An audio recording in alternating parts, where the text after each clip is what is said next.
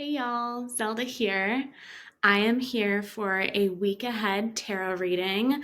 As usual, we're going to do a pick a skull reading. I have 3 different crystal skulls, and you're going to pick the one that calls to you most this week. And then you will go and check out the timestamps in the bio or in the description, and you'll skip ahead to your reading for this week. Or if you choose chaos, you can of course watch all of them. If you do feel more drawn to one and also drawn to another, sometimes it can be nice to watch them in that order to kind of skip around. So before I show you the skulls, I'm just going to tell you which decks we're going to be using today. The first one, the tarot deck, is the Lilifer Tarot by Little Darkness Press. This is one that I backed on Kickstarter. I really like this deck. I would say this is not my favorite deck for beginning. It's different symbolism than like the Smith Rider Waite, so it's a little bit different, and the booklet's not super comprehensive. It is a really beautiful style though, and really great for like interpretive reading. So if you're someone who like loves to just go with the flow and see how spirit speaks to you, I definitely recommend the art. The second one we're going to be using is the StarDragons Tarot. They are oracle cards. The last one we're going to be using is the messages from your animal spirit guides, oracle cards. You can see the box is kind of like falling apart, not because it's not well made, but because I have had this deck for so long. It is one of my very first decks, and I really like it. So those are the 3 decks that we're going to be using. I'm going to show you the 3 different skulls.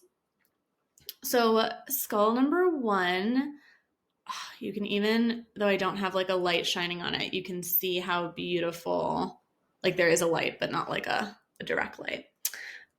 This is Odessa. Odessa is a super gemmy rose quartz star being carved by Leandro de Souza. So if she speaks to you, this is Odessa, and that is pile number 1. Pile number 2 is going to be Keno. Keno is a pale Flourite, has this cool shape, inclusion, and has some dendrites. So you can kind of see, it's hard with this camera, but like here, there's some dendrites. I'm not sure who the carver of this one is, but if this one speaks to you, this is Keno. Keno is pile number 2. Pile number 3 is Cosmona. Cosmona is a Sirius Lemurian carved by Leandro de Souza, star being, that heart on the forehead. So if Cosmona speaks to you, this is pile number 3. So you can either stay for this part or skip ahead to your pile. We're just going to call in everyone's guides, ancestors, sprayed some golden sphinx, which helps to connect to Akashic wisdom. Just wanting to spend a moment calling in everyone's teams who is watching, calling in my own spirit guides, teams, lineages, and supports, to allow me to serve as a channel to support each and every one of you in receiving the messages that you are meant to receive today, knowing that and imploring that everyone use their sacred power of discernment so that they may connect to the messages that are for them and allow the rest to slide off them easily. Okay. If you are here, I am guessing you're in pile number 1. Pile number 1, you chose Odessa. Odessa is really, really beautiful. I mean, Star Rose Quartz is so like, just want to take a chomp out of her. Not really, of course. She is a Venusian guide. And let's see what cards and wisdom she has to share with us today.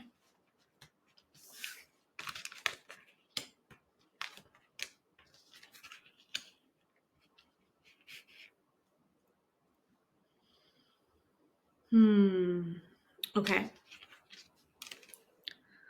The tarot card is the Eight of Swords.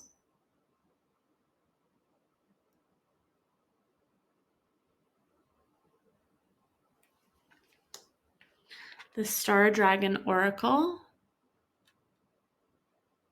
is challenge, standing up for your rights.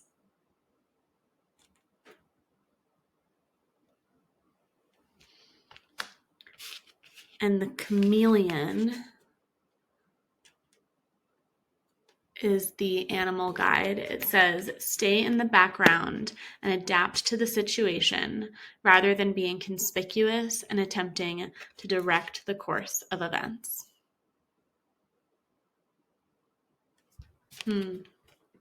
This is really interesting because I feel like it is almost in contrast a little bit to the like challenge, standing up for your rights, and the staying in the background, adapting to the situation rather than being conspicuous and directing the course.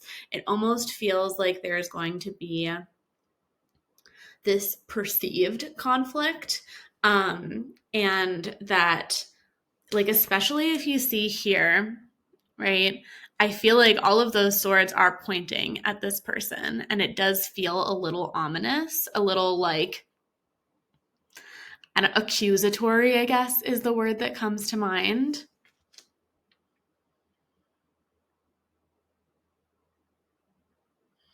When I think of snakes, I think of empowerment and evolution. I think of shedding your skin,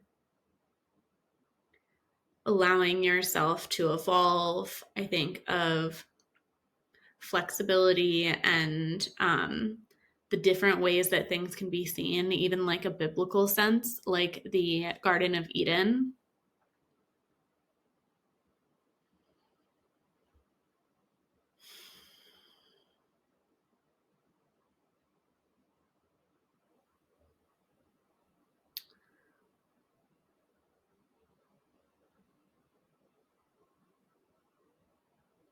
I'm feeling guided to read the affirmation for a little more clarity. I love reading these from the Hollow Valley Tarot guidebook to see whether this is maybe another meaning. Okay, this says, I free myself from all that keeps me from my power. So I'm wondering if there's going to be a perception of feeling like a story almost around feeling like something unjust is happening, like there is a situation where you need to stand up for your rights. And I want to acknowledge that that very much is true sometimes, that sometimes we do need to feel that pull, that call, and stand up for ourselves and show up. But with this other piece, I'm almost feeling called to acknowledge that we can also have this like elevated bird's eye view and take a step back from the situation and look at all the different moving pieces and see what is actually necessary and most effective moving forward. So this feels like it is speaking also to this energy, this very specific energy that we are in with this conjunct, these challenging astrological aspects that are happening right now, where there can be a lot of like conflict, relational conflict. And I'm getting the sense that it is sometimes effective to be patient and wait and see what the next best step is. Odessa is reminding us that sometimes you can win the battle but lose the war. and that there is a value in being mindful and not letting your ego take the reins and propel you forward. And so in the feeling of not wanting to be like stepped all over, sometimes we can just like really take a stand, but that can sometimes decrease some of the options moving forward, some of the way that we can actually proceed.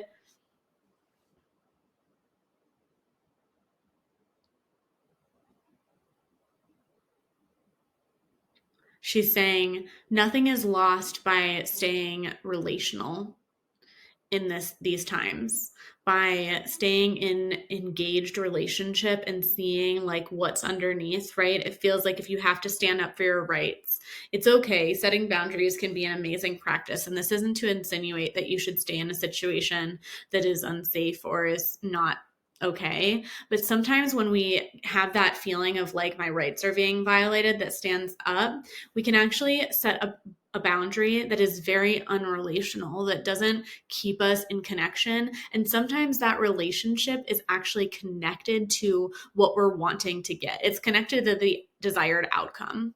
And so I'm getting this sense of like by staying relational, by having patience, by taking more of that bird's eye view where you like let some of the pieces fall into place, that actually the path forward may feel more effective.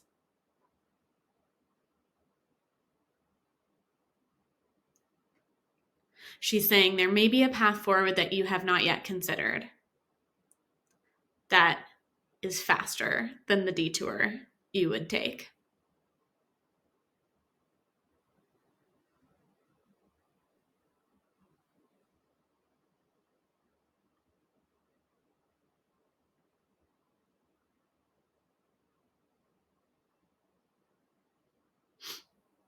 I'm also feeling the sense that it's important at this point to, like, when I think of the chameleon doesn't shift from just one color to the other. They don't have like no other options. And I'm really getting this sense of like,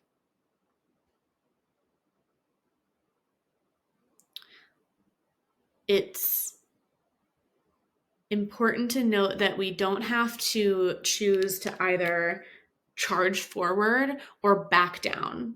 That actually, this is not a sense of like winning or losing, even. This is a sense of like staying relational, staying engaged, and also like staying in control of like your emotional capacity to like regulate yourself and allow yourself to make decisions that feel effective and intentional. It also feels like standing your ground does not have to be like, sometimes the biggest action can be not to like counteract what's happening, but actually to like have someone press against you and to be like, no, I'm not going to move here. Right? Like, this is not actually an ask to move back. It's actually just like asking, like, maybe non-action is an action in this moment that would be effective, like a pause. And that's feeling important. And like, for some reason, Odessa is kind of like wanting to discern and make sure there is nuance between like backing down or retreating and not moving forward. Like, staying in the same place or holding your ground is actually still a totally valid option and can involve like continuing, like the relational piece could be, is not agreeing to disagree or even saying that someone else is right, but is like continuing to have the conversation. And that makes things feel more workable.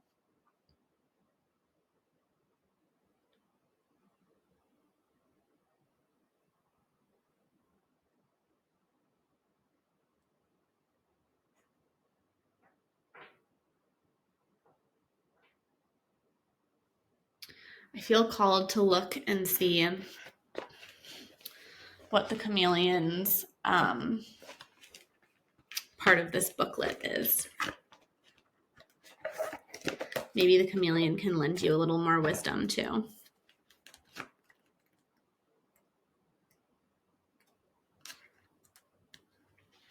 Even if you believe that you have the right answer for the dilemma at hand or a better way to handle things, at this time it's best to surrender to the will of spirit and allow events to unfold without your direct intervention or guidance. Pay attention to what's happening, but become more of a witness observer than an obvious participant. Simply by your presence, you are participating. However, there is no need to subtly or more blatantly push your agenda on those around you. Simply by your presence, you are participating. Even when you're physically present, you can contract your energy field or aura to the point where others might not notice you, thus allowing yourself to be unobtrusive and more easily blend in. This isn't a call for you to be passive, but to wait and contain yourself until you know with certainty that it is time to step up and let your presence be known. When it is time to do so, move quickly with focus and certainty. But in the meantime, flow with the situation instead of trying to make something happen. Whatever needs to occur is already in motion, so go with it. Some of the associations are agility, dream time, sensitivity, perception, intuition, psychic knowledge, shape-shifting, disguise, unobtrusiveness, camouflage, change, clairvoyance, and inquisitiveness. So this feels very confirming, actually, of the feeling that I was having in the sense of really like tapping into like trusting in spirit is like another thing, like another key thing that I'm hearing is like, this is different than being passive. It's waiting for the right opportunity to arise, the most effective path forward to reveal itself, and to trust that things are happening in that kind of divine timing. I also want to share that Odessa's energy right now is super soft and soothing. And so when I read that part about like drawing your energy or contracting your aura, this isn't like seizing up, but like how can you call your resources back to you? How can that be part of the action of inaction right now is summoning your energy and your resources back into you so that when the time is right, you do have the energy to move forward and act. She's calling for nervous system regulation, for taking care of yourself in the meantime. In conflict, sometimes the most that we can do is to breathe through it, to allow ourselves to find our own ground and feel safe and regulated. And that this will actually allow us to stay relational. Okay. Thank you, Group 1. I hope that you have a beautiful week ahead. I look forward to seeing you next week. If you are still here, I'm guessing you are in Group 2 or still here. If you just arrived, perhaps. So Group 2, you chose Keno. This is Keno's first time featuring in one of these videos, and I'm very excited to work with him. He has a lot of Fae energy, Fae woodland energy. We have worked less directly with each other in the past. In terms of like, he's just been kind of arriving. Some skulls, they take a little while to settle in, but I'm really excited that he wanted to step forward and share some of his wisdom. Okay.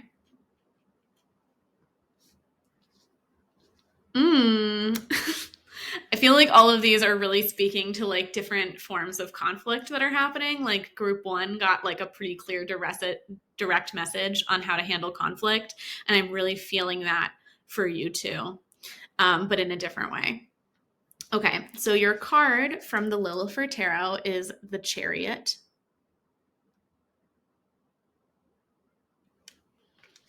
Your card from StarDragons Oracle is Choice, or Understanding Consequences.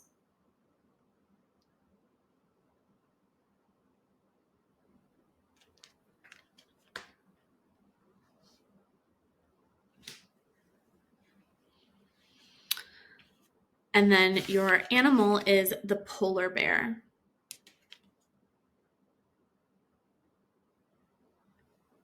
The polar bear says, stand up for yourself and speak your truth respectfully and compassionately with no attachment to outcome. it feels like there is some very like regal, exalted energy. I'm seeing this being atop the chariot, being drawn by these two wolves. I'm seeing this figure in the background here standing amongst all of these different like dragon heads or timelines.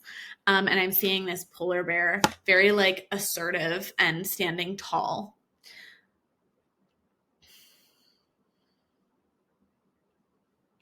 So a big energy that I'm feeling here is like dignity, like feeling connected to your sense of dignity and what it means to you to feel dignified.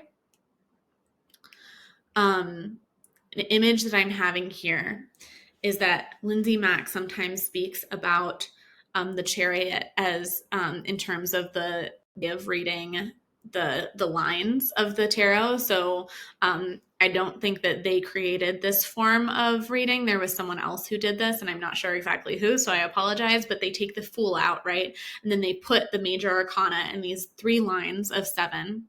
And then you can kind of think about them as like these 3 arcs of development that the Fool progresses on. And the chariot is the 7th card. So it is the end of the first line in the tarot in the major arcana. And so one of the things that can be helpful to think about in here is that the chariot, although often thought of as this like exalted, successful card, it is also like only taking you so far. Like it is the end of that first journey, and it is time to kind of like spiral around and like shedding your skin. Then you have like new fresh skin. Then you have to start upon your journey again. And with this card in particular, I'm feeling really connected to the energy of when an old system of engagement in conflict or in relationship no longer works for who you have evolved to be. And so when we move forward and speak up for ourselves, maybe you're someone like the example that's coming to mind, and it's totally okay. This is where you get to use your discernment. Maybe this doesn't resonate with you. Maybe it does. But the image that I'm having is of someone who has been a people pleaser, or has been someone who very much caters and tends to the emotions of others in their life. This is a card that is ruled by Cancer. That there is this aspect of engaging with what happens when someone who has always said yes and prioritized others actually needs to say yes to themselves. And sometimes that means saying no to others or setting a boundary. And so this is something that feels like when we stand up, even if we set a boundary that is very like, actually, I don't have the resources for that right now. I care very much for you, but I need to take some time for me. This is a loving, compassionate boundary. It's delivered in a way where it is not intended to be harmful or to enact any harm, like violence on others. It is just kind of like calling back in some of that energy to yourself and holding that as a boundary. Someone can respond and react to that in a way that has very much to do with them, right? The consequence, when I see this choice, when we choose ourselves, sometimes other people leave. And yeah, and that's it. Sometimes when we choose ourselves, other people walk away.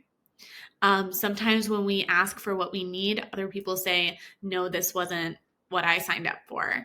And unfortunately, sometimes that's true. Sometimes we entered into an engagement wanting to be a people pleaser and take care of everyone around us. I can speak for myself from this experience. And when we say, no, actually, I don't want to do that anymore, I need some care for myself, the other person is like, but you've always been available for this. Like, what's different? What's wrong? What's wrong with me? What's wrong with like you? Why are you different in this way? And it's like, well, I evolved, right? I shifted. I no longer saw my needs as negotiable or as second, right? Or as like a deferential to someone else's.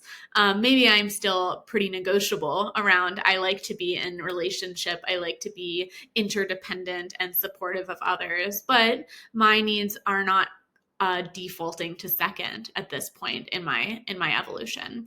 And so if that's a process that you're going through, then it is important to note that if you stand up for yourself, if you speak your truth respectfully and compassionately, and you stand in your own sense of dignity, and someone else chooses to walk away, that's their choice. And it's important that we respect other people's decisions and not try to manipulate them by becoming someone that we are not.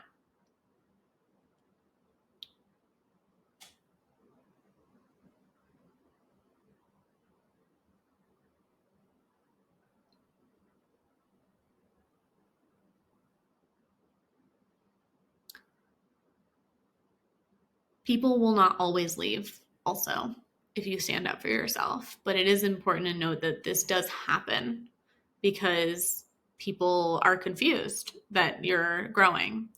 I don't remember who said this quote either, but there is a quote around like, if someone responds negatively to you setting a boundary, that is like, you can reflect on it and be like, did I deliver that in a compassionate, loving way? But if you set a compassionate boundary that's like, this is what I need, this is not, intended to say that you're needy or you're asking for too much. It's just, I can't offer that at this time. And they respond negatively to that, or accusatorily or angrily, or they stonewall you and kind of ice you out. They are responding to the fact that either they do not have good boundaries themselves, and so you are modeling something that is uncomfortable for them, or they were benefiting actively from your lack of boundary. And so you are removing something that they were benefiting from. And that is something that is important to note, is we don't necessarily want to be in dignified relationship with someone who is actively benefiting from our lack of boundaries, because that's not holding our highest and best. Let's tap in more with Keno and see.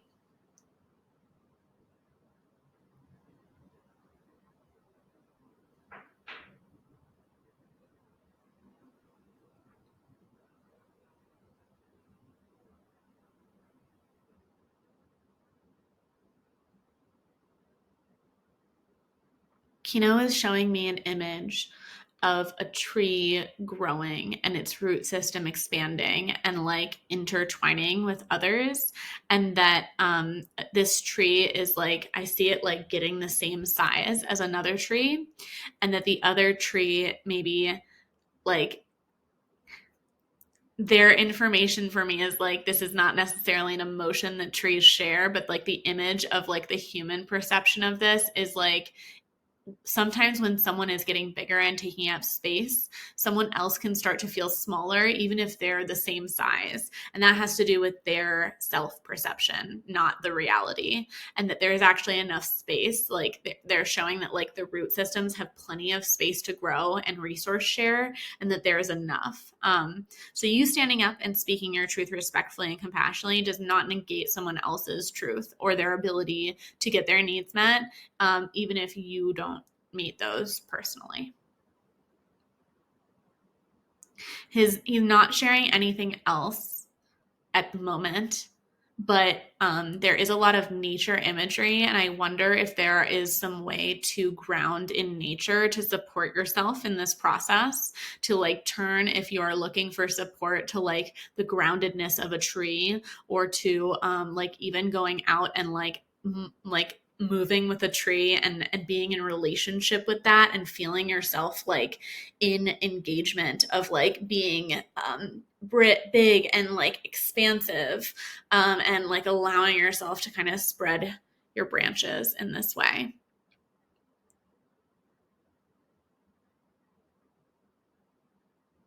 You're having the opportunity. Okay, this is one last message coming through. It's like you're having the opportunity to continue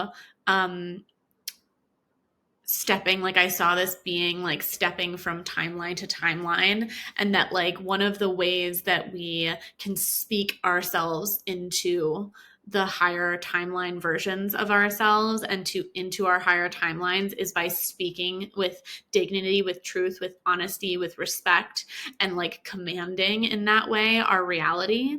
And so acknowledging that like the way that you speak and engage and relate has a lot of power, You are speaking your new world into being right now.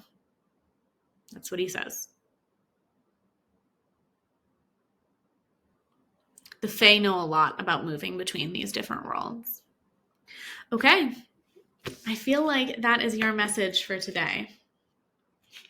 Thank you so much, Group 2. I hope you have a beautiful week. Thank you, Keno. Keno says that they would have like more to share, I think, but we do need to move on to Group 3. So if you feel like calling in any of those extra messages, I invite you to sit and spend some time. You're always, some guides might want to come share, some guides might not, but you could always tune into their energy. They are able to travel. They're not stuck in one place. So if it feels good for you to tune into that energy, that's part of why they like coming on and sharing. So Group 3, welcome. You chose Cosmona. Cosmona is very special to me. She is Syrian from Sirius.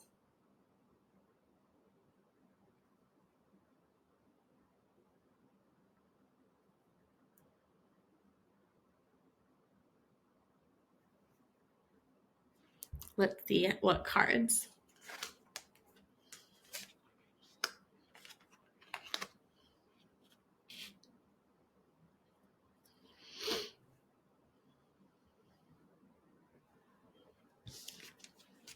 Your tarot card, Group 3, is the King of Swords.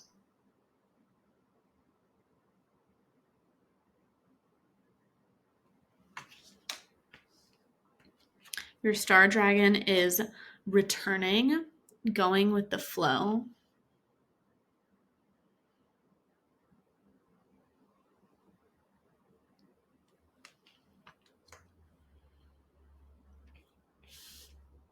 And your animal is the Roadrunner.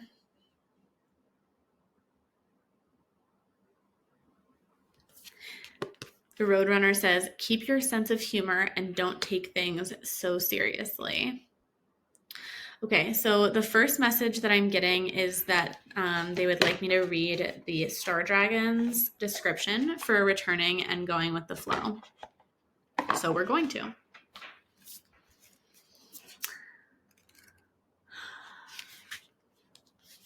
So the constellation, all of the star beings have constellations. You can see it right there in the top of the dragon. This is Ursa Major, the Great Bear. The star is Alioth, Epsilon Ursa Majoris. The wisdom is seasons change and the universe ebbs and flows. The constellations shift. And in the midst of all the great changes of life, your ability to juggle whatever comes your way is seemingly the only constant. Move with whatever changes come your way, flow with it, roll with it. Be like water. By flowing and remaining in constant motion, this element breaks down even the mightiest of obstacles. The wisdom of this dragon is, I'm back. Spring to life better than ever. It is time for renewal. Return on the scene after a long recess to take charge and conquer. You are better than ever before. Fall goes to winter and turns to spring. You will rise again and return to the truth of who you really are. The Star Dragon invocation for this card is to meditate on the seasons as they ebb and flow in the constant cycle of the earth energies. Watch the constellations as they move about in the night sky. See the signs of change and rejuvenation in nature. How can you apply these universal principles to your own life? How can you be more adept at going with the flow? And when you reemerge from the cycle, how can you make your grand entrance? So this feels very like the Roadrunner is like bringing a bit of a smile to my face, honestly. It just feels like, and like also that I'm back, like it just feels like I get knocked down and I get up again, right? Never Gonna Keep Me Down. That's like the song that I am hearing in my head. And it feels like this energy of like resiliency, of rising from the ashes, like a phoenix, right? I'm seeing like these these leaves and how there's this like re-emerging, and actually like even like the dragon and the face on this being, they're like kind of like smirking, you know, and it just feels like that, like not letting yourself get bogged down in the struggles of whatever you're going through right now, keeping that sense of humor, keeping a sense of like levity. I love this call to witness and attend to the mirror of nature, of like how the seasons kind of ebb and flow, and how things kind of compost and then re-nourish. And we're always in these constant cycles of life and death and rebirth.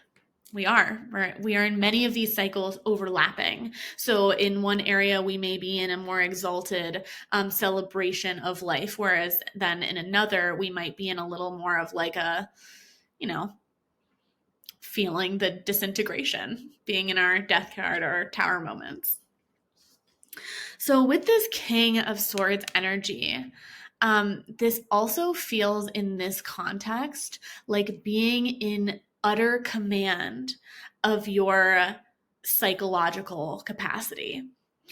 The swords is the suit elementally of air, but is also like of our narratives, of the stories we tell, of our cognitive capacity, of our minds.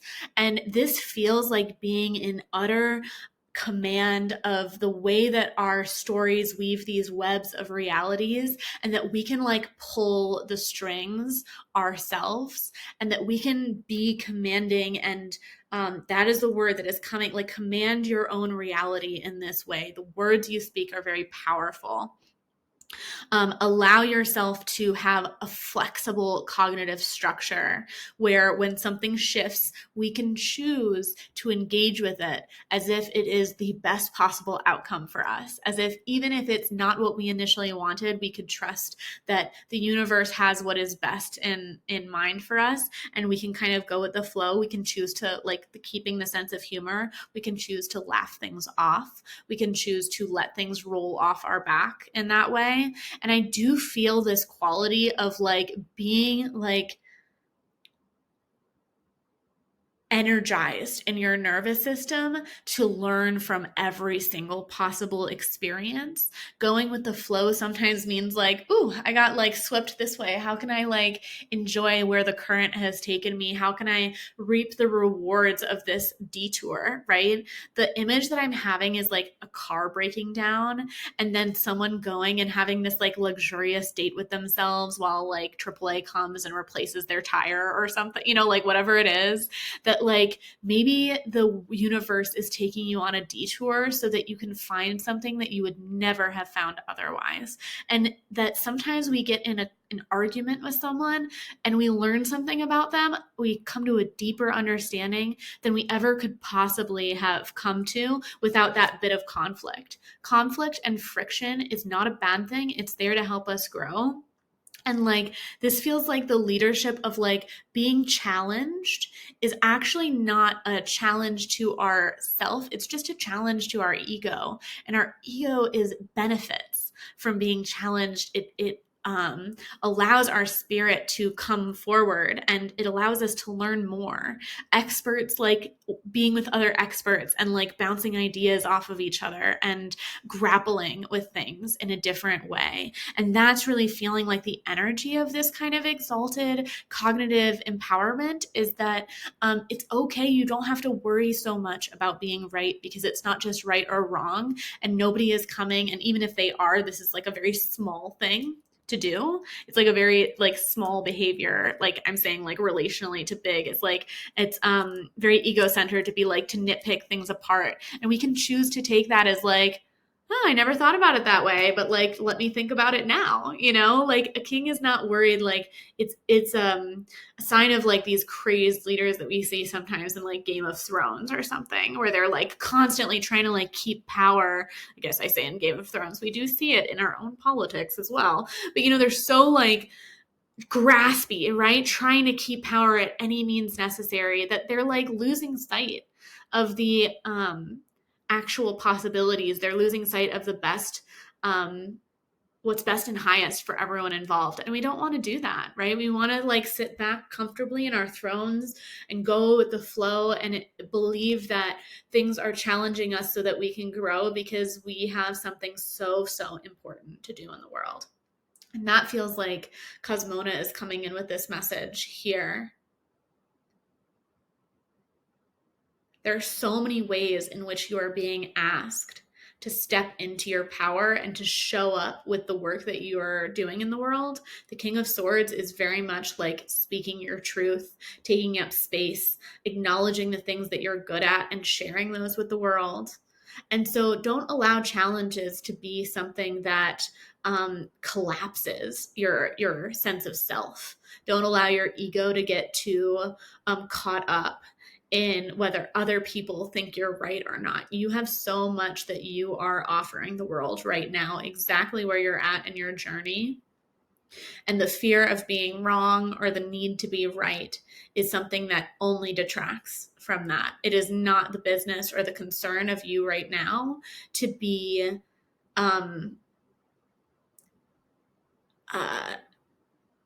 getting lost in the minutia of the ego.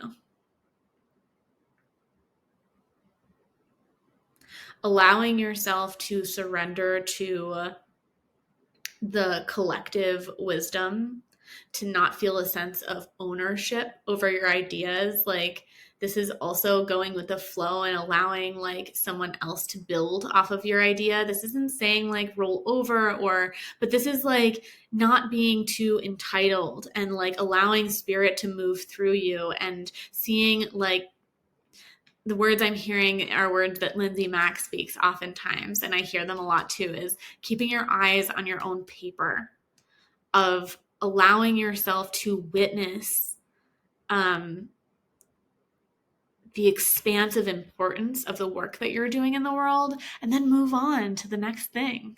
Don't get too caught up in needing to be recognized or witnessed. This is not a place of like needing to be perceived in a certain way. Part of what allows us to return, to go with the flow, to keep a sense of humor, is to be dynamic. And so allow your sense of self and your accomplishments to be dynamic and to grow with you. And don't worry too much about what other people are doing. I feel Cosmona like smiling with this. So I also am feeling that sense of like, yes, that feels like your message today, group 3. Thank you so much for being here. It's always beautiful to spend this time getting ready for the week ahead together. I look forward to seeing everyone next week. If you'd like to subscribe and get notified, I try to put these videos out every Sunday. You can also check out some daily card pulls and stuff on Instagram. Somatic Arcana is my handle. Thank you so, so much. I hope you have a beautiful week.